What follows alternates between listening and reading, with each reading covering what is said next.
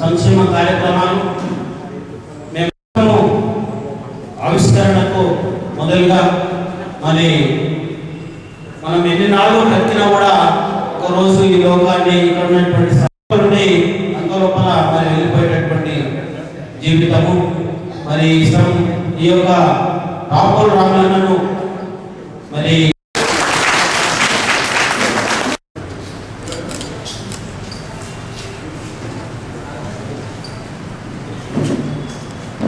సందర్భంగా ప్రత్యేకమైన అభినందనలు తెలియజేస్తున్నా. ఈ కార్యక్రమం ద్వారా మరెన్నో ప్రజాహితమైన కార్యక్రమాలు నిర్వహించగలరనేటువంటి విశ్వాసాన్ని కూడా ఈ సందర్భంగా తెలియజేస్తూ, ముందుగా ఇవాళ రంజాన్ శుభాకాంక్షలు అందరికీ.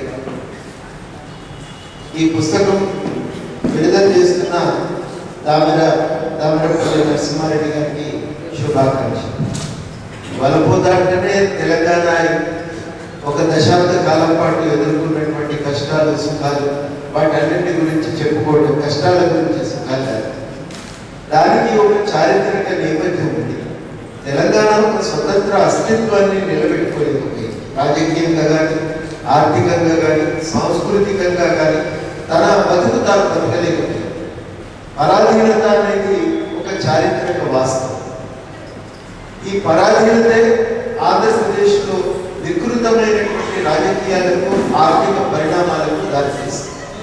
గుప్పెడు మంది సంపన్న వర్గాలు ఆంధ్రప్రదేశ్ పైన ఒక గుత్తాధిపత్యాన్ని చెలాయించడానికి అవకాశం కలిగింది. ఈ సంపన్న వర్గాలు అవకాశాలు కల్పిస్తే అందరికీ లాభం చేస్తాయని చెప్తే మనం నమ్మినాం. కానీ వాస్తవం అంతా జరగలేదు. అందరూ రోడ్డు మీద పడి చెత్త ఏరవలసినటువంటి అవసరం లేదు, ఒక రామ్కీ కంపెనీకి ఇస్తే చాలు అని అంటే కావచ్చునని కూడా కొంతమంది అనుకున్నా. కానీ ఎక్కువ మంది దాన్ని మనం ఎన్నడూ ఆమోదించలేదు. అందరూ కూడా మరి మనం పూర్తిగా ఎవరికి వాళ్ళ ప్రభుత్వం సహాయం అయితే చేయలేదు. కానీ ఒక ప్రైవేట్ ఆసుపత్రి వస్తే అందరికీ లాభం కావచ్చు అని చెప్పింది ప్రభుత్వాలు. 90 దశకం అంతా నడిచింది, అట్లనే నడిచింది. ఒక కార్పొరేట్ విద్యాలయం వస్తే ఎక్కువ లాభం అని చెప్తే అదే రకంగా ప్రభుత్వ విధానాలు 90 దశకం అంతా కూడా ప్రపంచ బ్యాంకు నేతృత్వంలో నడిచింది. వీటన్నింటి ఫలితంగా జరిగినటువంటి పరిణామాలు ఉపాధి అవకాశాలు దెబ్బతింది. చెప్పనవి కానిటువంటి రీతిలో ఉపాధి అవకాశాలు దెబ్బతింది. ఒక హైదరాబాద్ చుట్టుపక్కల ప్రాంతాల్లోనే 25,000 ఉద్యోగాలు పోయినాయి. కంపెనీల్లో పనిచేసేటువంటి కార్మికులు బతుకు తెరువు కోల్పోయి వాళ్ళందరూ కూడా ఆటో డ్రైవర్లుగా, తోపుడు బండ్ల మీద వస్తువులు అమ్ముకునేటువంటి చిల్లర వ్యాపారస్తులుగా మారిపోయింది. వేరే నివాస అవకాశాలు కలగక చిన్న చిన్న బస్తీలలో వచ్చి బతికిండ్రు హైదరాబాద్లో. ఆ బస్తీలలో కనీసమైనటువంటి బతుకు సౌకర్యాలు కూడా లేక గోరెడ్డి కన్నా రాసినట్టు అనేక రకాలైనటువంటి బాధలను అనుభవించారు. వస్తే చిన్నది, గరీబోళ్ళ కథ పెద్దది అని పాట రాసిన అనేక రకాలైనటువంటి అవస్థలు వాళ్ళు అనుభవించారు. వీటన్నింటికి వ్యతిరేకంగా ప్రజలు ఎప్పుడు మౌనంగా ఉంటారనేటువంటిది వాస్తవం కాదు. ఎక్కడికక్కడ ప్రజలు ఎప్పుడైతే అసౌకర్యంగా ఉంటుందో, అణచివేత ఉంటుందో, తమకు ఉండే బతుకుదెరువు అవకాశాల మీద దెబ్బపడుతుందో అప్పుడు స్పష్టంగానే ఒక తిరుగుబాటు చేస్తారు.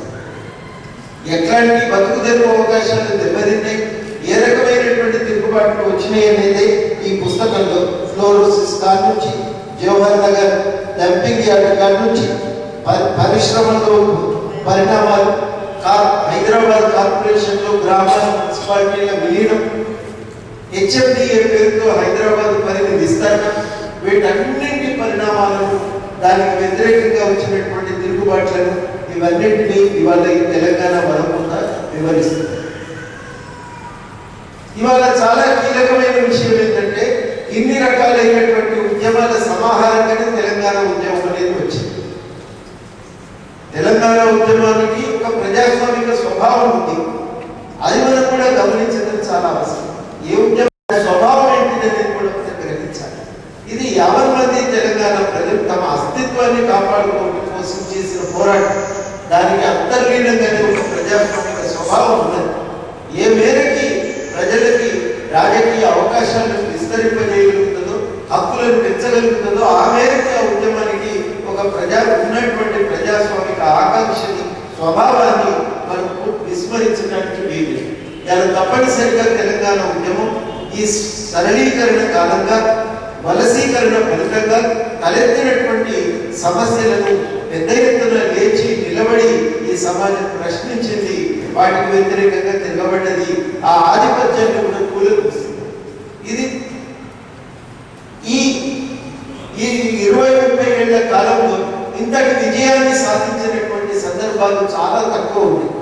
ఎక్కడనో లాటిన్ అమెరికా దేశాల్లో మనకు కొన్ని విజయాలు కనబడతాయి. ఈ రకంగా ఒక సరళీకరణ వల్ల ఎదిగినటువంటి ఒక సంపన్న వర్గాన్ని ఆధిపత్య శక్తులను కూలదోసి ప్రజల అధికారాన్ని కైవసం చేసుకున్నటువంటి సందర్భాలు బ్రెజిల్లోనూ అర్జెంటీనాలోనూ అట్లాంటి కొన్ని దేశాల్లో మనకు కనబడుతూ ఉంటాయి. ఇవాళ తెలంగాణలో కూడా అటువంటి ఒక సందర్భాన్ని మనం చూస్తున్నాం. కూలదోసి ఇలా ప్రజలు దాన్ని కైవసం చేసుకున్నారు అధికారం. ఈ ఉద్యమ క్రమమే ప్రజల ఆకాంక్షలకు ఒక స్పష్టమైనటువంటి వ్యక్తీకరణ కూడా ఇచ్చింది. ఇవాళ నిజంగా మేనిఫెస్టోలో ఎవరు రాయమని నరసింహారెడ్డి గారు అంటారు, కానీ గత ఎన్నికలకు ఈసారి ఎన్నికలకు ఒక తేడా ఉంది. ఈసారి ప్రజలు మేనిఫెస్టోలో ఏం పెడుతున్నారో అని చెప్పి అడిగారు.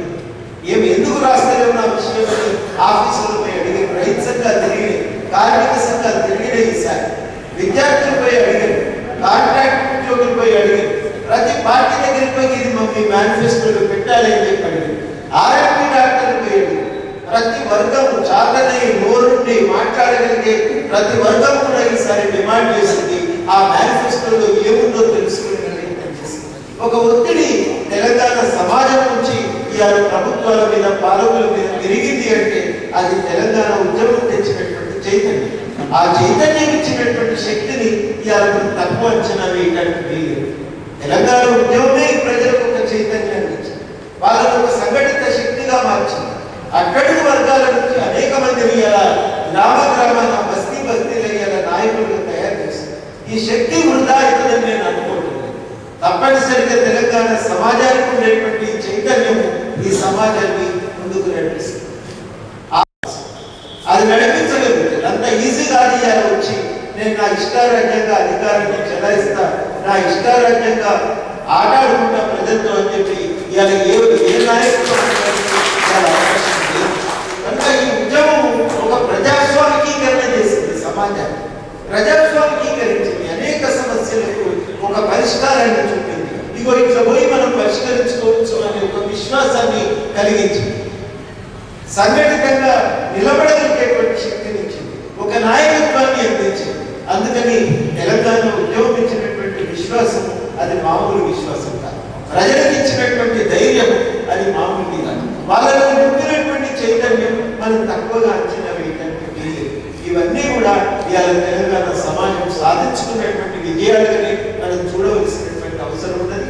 ఆ శక్తితో తప్పనిసరిగా ముందుకు పోతుంది. తెలంగాణ సమాజం ఏకకాలంలో ఏ సమాజం కూడా మారదు. తప్పకుండా ఒక ప్రజాస్వామిక హక్కుల సాధన దిశగా ఒక ప్రయాణం అనేది ముందుకు పోతుంది. పోవటానికి ఒక తొవ్వ అనేది ఏర్పడింది, కానీ దానికంటే తెలంగాణ ఉద్యమం అంతిమ లక్ష్యం కాదు. తెలంగాణ ఉద్యమాన్ని జాగ్రత్తగా పరిశీలిస్తే మనకు కనబడే రెండో అంశం, అది అంతవరకు నడిచినటువంటి అభివృద్ధి నమూనాను తిరస్కరించింది, ప్రశ్నించింది. ఇట్లా కాదు అభివృద్ధి, 30 మంది సంపన్న వర్గాల జేబులు నింపడం కాదు అభివృద్ధి అంటే. ప్రజలందరికీ సంపద దక్కాలి, వాటా దక్కాలనేటువంటి ఒక డిమాండ్ ప్రధానంగా ముందుకు తీసుకొచ్చింది. వనరులు మనకు దక్కాలి, వనరులు అందరి జీవితాల్లో వెలుగు నింపాలి అనేటువంటి ఆలోచనని తెలంగాణ ఉద్యమం ప్రకటింపజేసింది. అది ఇవాళ ప్రజల ప్రజల్లో అది ఒక భాగం ఏర్పరిచింది. తెలంగాణ ఉద్యమం ఒక ప్రత్యామ్నాయ అభివృద్ధి నమూనాకు అది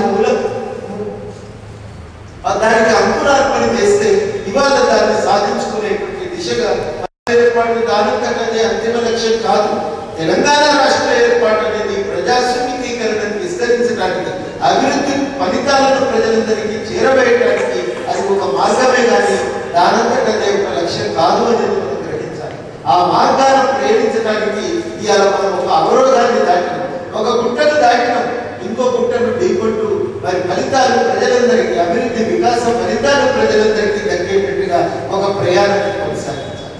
ఇది ఎవరో చేస్తారని కాదు, ఎవరికి వాళ్ళ మనకి ఏం కావాలనే విషయం పైన స్పష్టం స్పష్టత ఉంటే అప్పుడు మనం చెప్పి చేయించుకోవడానికి అవకాశం కలుగుతుంది. ఎవరో వచ్చి ఎప్పుడు చేస్తారని మనం అనుకోదు. అజయ్ గారు నాటికి ప్రభువులు అనుకునేదట, మేము భగవంతుడు కృప వల్ల మాకు అధికారం వచ్చిందని. మీరందరూ కూడా చిన్నప్పుడు బాలమిత్ర, చందమామ పుస్తకాలు చదివే ఉంటారు. ఆ కథల్లో రాజుగారి కథలు ఉంటాయి కదండి ప్రత్యేకంగా. ఆ కథలో స్పష్టంగా ఏముంటుంది, ఏ కథ చూసినా ఒక యువకుడు వీరోచితంగా పోరాడుతూ మహావర్చస్సు కలిగినటువంటి యువకుడు ఆయన చూసి పట్టబట్టేందుకు దండ వేస్తుంది అని అధికారంలోకి వచ్చింది. అట్లా ఏం రారు ఇవ్వాలి. ఆ కాలాలు పోయినాయి. ఆ కాలాలు పోయినాయి. ప్రజలకు కూడా అర్థమైంది ఏంటంటే మన వల్లనే ప్రభుత్వం, కానీ ప్రభుత్వం వల్ల మనం కాదు అనేది కూడా స్పష్టంగా అర్థమైనటువంటి ఒక చారిత్రక సందర్భం కాబట్టి ఇవాళ మనలాంటి వాళ్ళ మీద బాధ్యత ఏముంటుంది? ఒకటి, నరసింహారెడ్డి లాగా విషయాలపై మనం ఎప్పటికప్పుడు రాయడం, ప్రజలకు సమాచారాన్ని అందజేయాలి. అయితే దీనిపైన సమీక్ష డిఎస్ రాములు గారు చాలా బాగా రాసింది. ఒక 2 సూచనలు చేసింది. ఆ 2 సూచనలను దృష్టిలో పెట్టుకోవాలి. ఒక సూచన వారు ఏం రాసిందంటే, జర్నలిస్టుల ఒత్తిడి ఉంటుంది కాబట్టి మనం విపులంగా చాలా విషయాలు రాయడానికి వీలు కాదు. కొన్ని సందర్భాల్లో కొన్ని విషయాలపైన విపులంగా రాయవలసినటువంటి అవసరం ఉంది. ఇందులో రాసిన అనేక